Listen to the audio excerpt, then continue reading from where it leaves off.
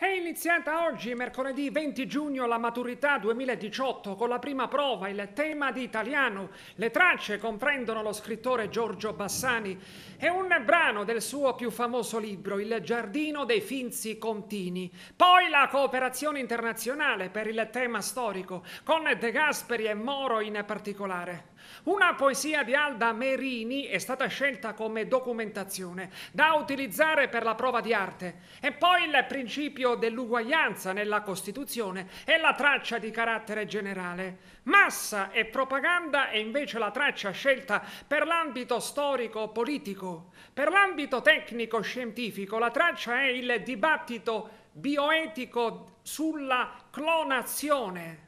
E infine, come ambito socio-economico, la creatività, dote di immaginare come risultato di talento e caso.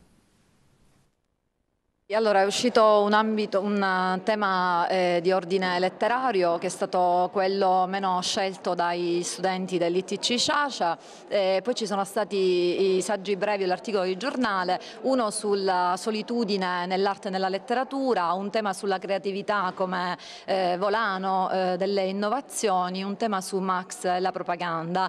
Gli studenti dell'ITC Sciascia, perlomeno nella commissione della quale faccio io parte, hanno optato per il tema sulla creatività come volano dell'innovazione. Qualcuno si è cimentato anche sul tema di ordine generale, sulla clonazione a fini scientifici o sulla clonazione anche dell'uomo, anche sulla base di quanto ci dice la Carta dei diritti fondamentali dell'Unione Europea.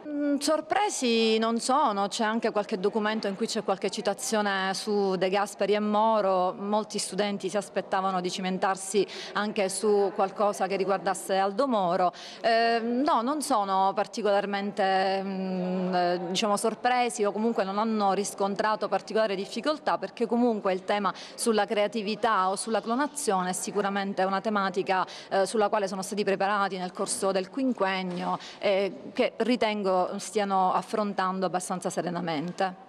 Sono abbastanza facili, fattibili, più o meno quello che ci aspettavamo. Questa volta credo che il Ministero abbia colto quelli che sono gli argomenti più dibattuti, attuali.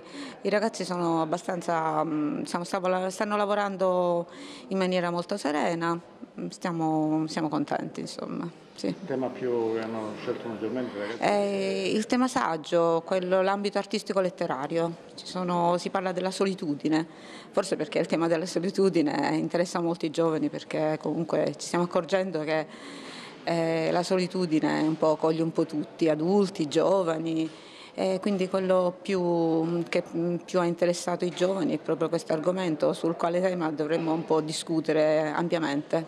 Abbastanza fattibile, cioè come scelta. Il Ministero questa volta ha lasciato tutti abbastanza contenti.